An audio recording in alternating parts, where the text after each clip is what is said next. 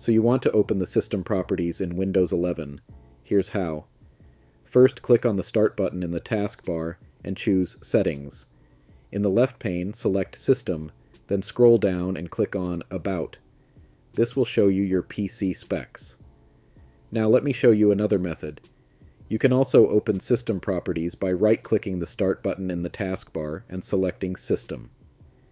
This takes you directly to the System Properties window. Finally, there's a third method. Click the File Explorer icon in the taskbar, or press the Windows key plus E on your keyboard. Then right-click on This PC on the left side and select Properties.